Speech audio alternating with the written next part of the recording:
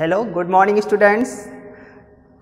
आज हम क्लास 10 में बायोलॉजी में जो कर रहे थे पौधों में अलैंगिक जनन, तो उसमें हम दो विधियां पढ़ चुके थे अलैंगिक जनन की, जिसमें से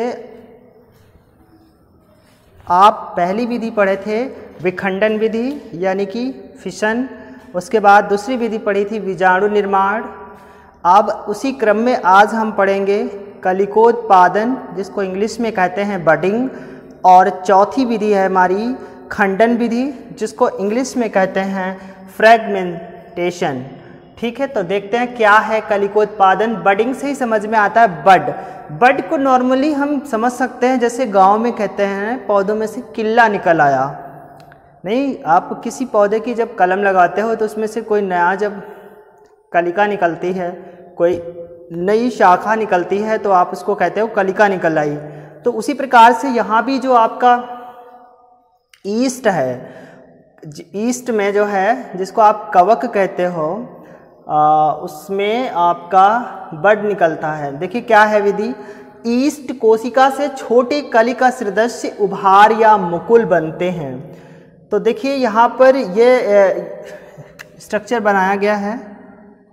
इस यहाँ से स्ट्रक्चर, ये ऊपर का स्ट्रक्चर जो है आपका बडिंग का है। पहले हम आपको डेफिनेशन बता दें, फिर डायग्राम में बताते हैं। ईस्ट कोशिका से छोटे कलिका सदृश उभार या मुकुल निकलते हैं, जो कोशिका से अलग होकर के नई ईस्ट कोशिकाएं बनाते हैं।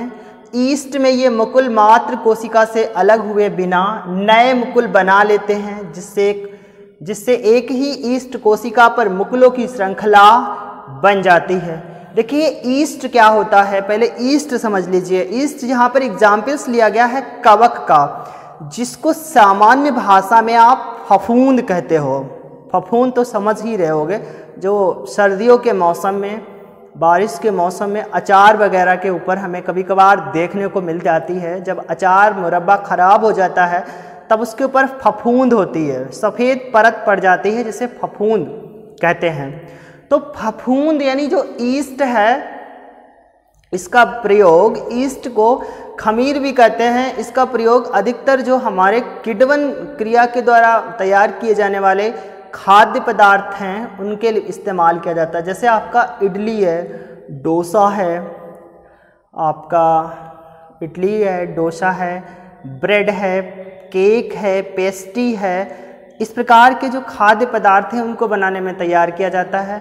यानी आप ब्रेड या बिस्किट, केक बनाना होता है तो उसमें जो आटा होता है उसमें ईस्ट कोशिकाएं मिला दी जाती हैं, खमीर मिला दिया जाता है, जिससे क्या होता है, मिलाकर के कुछ समय के रखने के पश्चात आटे में छोटे छोटे छिद्र हो जाते हैं, क्योंकि उसमें CO2 का सांद्रण होता है, जिसके कारण आटे में छिद्र हो जाते हैं, आटा फूल करके हल्का हो जाता है। और जब हम उस आटे से कोई खाद्य पदार्थ, ब्रेड, बिस्किट बनाते हैं तो वो हल्का बनता है। किण्वन क्रिया के कारण ये सब होता है। तो ईस्ट की बात कर रहे थे, तो ईस्ट यहाँ पर जो है बडिंग का, कलिकोत्पादन का सबसे अच्छा एग्जाम्पल्स है। तो क्या होता है, सबसे पहले जो ईस्ट कोशिका होती है ये एक पायत्रक कोशिका है, यानी ये ईस्ट की कोशिका है। इस ईस्ट की कोशिका से एक छोटा सा मुकुल या उभार, या जिसको इंग्लिश में बड कहते हैं, मुकुल को इंग्लिश में बड कहते हैं, छोटा सा बड निकलता है। और बड निकल करके क्या होता है, उससे फिर कई सारे, यानी उसी ईस्ट में से मुकुल, यानी ये मुकुल जो है मात्र कोशिका से अलग हुए बिना कई सारे मुकुल बना लेते हैं। तो यही एक ईस्ट कोशिका से, ये एक ईस्ट कोशिका थी, ये ईस्ट कोशिका है, इसके ऊपर एक छोटा सा मुकुल बन गया, उभार बन गया, फिर इसी उभार के साथ और छोटे छोटे उभार बन गए, और इसी उभार के साथ और छोटे छोटे उभार इधर बन गए। तो इन्हीं छोटे छोटे उभार जो हैं ये अलग होकर के एक नई कोशिका का निर्माण कर लेते हैं, और ये एक नई कोशिका एक पूर्ण विकसित जीव का आकार ले लेती है। बस बहुत छोटा था, आसानी है कि ईस्ट कोशिका जो है, ईस्ट कोशिका से एक सिरे पर छोटे से मुकुल या उभार निकलते हैं। यही छोटे मुकुल या उभार ईस्ट कोशिका से अलग होकर के नई संतति कोशिका बना लेते हैं, और वो नई संतति कोशिका पूर्ण विकसित होकर के एक ईस्ट कोशिका का पुनः निर्माण कर लेती है, या पूर्ण विकसित ईस्ट कोशिका बन जाती है। तो वही आपको ये डायग्राम बनाया गया है ईस्ट कोशिका में मुकुलन। तो आप इस डायग्राम से भी बहुत आसानी से लिख सकते हो कि एक मात्र कोशिका के एक सिरे पर एक मुकुल या उभार निकलता है, उस उभार पर कई सारे और छोटे छोटे उभार निकल जाते हैं। यही छोटे उभार मात्र कोशिका से अलग होकर के नई कोशिका बना लेते हैं। ये उभार इनसे अलग कर लिया गया, इससे अलग कर लिया गया, उभार एक नई कोशिका बना लेता है और यही जो नई कोशिका बनती है पूर्ण विकसित ईस्ट का आकार ले लेती है। जनन हो गया। इसके बाद खंडन विधि, फ्रेगमेंटेशन देखते हैं। फ्रेगमेंटेशन सबसे अच्छा उदाहरण स्पाइरोगायरा है, वो वहाँ बनाया भी है। देखिए क्या होता है इस विधि में, बहुकोशिकीय जीव, क्योंकि हम यहाँ पर एक कोशिकीय जीव की बात नहीं कर रहे थे, जो ये हमारा ईस्ट है ऊपर उसकी अलग प्रोसेस है, और हम यहाँ खंडन विधि में अलग प्रोसेस पढ़ेंगे कि बहुकोशिकीय जीव ऐसे जीव जिनके शरीर में बहुत सारी कोशिकाएं उपस्थित होती हैं या उनका शरीर कई सारी कोशिकाओं से मिलकर के बनता है। सबसे अच्छा एग्जाम्पल स्पाइरोगायरा है।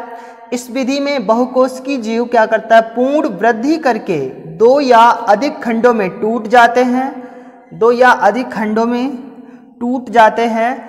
इसके पश्चात प्रत्येक खंड वृद्धि करके पूर्ण विकसित जीव बना लेता है।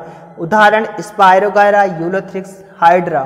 देखिए ये एक था पूर्ण विकसित स्पाइरोगायरा, ये एक पूर्ण विकसित स्पाइरोगायरा की एक श्रृंखला थी, चेन थी। और ये पूर्ण विकसित स्पाइरोगायरा, देखिए यहाँ पर हम 3 खंडों को प्रदर्शित कर रहे हैं। फिर क्या होता है कि यही 3 खंड जो है टूट जाते हैं और यही नई कोशिका बन जाती हैं, और यही नई कोशिका एक पूर्ण विकसित नए स्पाइरोगायरा का निर्माण कर देती हैं। और इस स्पाइरोगायरा में ये केंद्रक हैं, क्लोरोप्लास्ट हैं, क्योंकि स्पाइरोगायरा जो है वो सुपोषी जीव है, सुपोषी पादप है। ये क्या करता है, प्रकाश की उपस्थिति में अपना पोषण स्वयं प्राप्त कर लेता है, इसलिए इसमें क्लोरोप्लास्ट यानी हरित लवक प्रेजेंट होता है, उपस्थित होता है। तो खंडन विधि भी बहुत आसान थी कि इसमें क्या है कि बहुकोशिकीय जीव जो है पूर्ण वृद्धि करके 2 या अधिक खंडों में, 2 या 3, 4, 5 कई सारे खंडों में। हाइड्रा को तो क्या होता है, जितनी जगह से काट दोगे उतनी नई जगह से हाइड्रा निर्माण हो जाता है, ठीक है। तो स्पाइरोगायरा में यहाँ पर 3 खंडों का प्रदर्शन किया गया है कि बहुकोशिकीय जीव में जो है वृद्धि करके 2 या अधिक खंडों में टूट जाता है, और टूटने के बाद ये क्या करता है, टूटे हुए जो खंड है इसके वो एक नए पूर्ण विकसित जीव का निर्माण कर लेते हैं। तो इसी के साथ पादपों में अलैंगिक जनन में जो आपकी 4 विधियां बताई गई हैं, खंडन विधि, कलिकोत्पादन विधि, विखंडन विधि और बीजाणु निर्माण विधि के साथ आपका ये टॉपिक समाप्त होता है। आप इनका डायग्राम भी बनाओगे और फेयर कॉपी पर, और इसकी थ्योरी भी आप फेयर कॉपी पर लिखोगे, क्योंकि ये आपके बोर्ड के एग्जाम में सिलेबस में अभी भी ये चैप्टर है और ये इम्पॉर्टेंट क्वेश्चन है, बहुत बार पूछा भी गया है।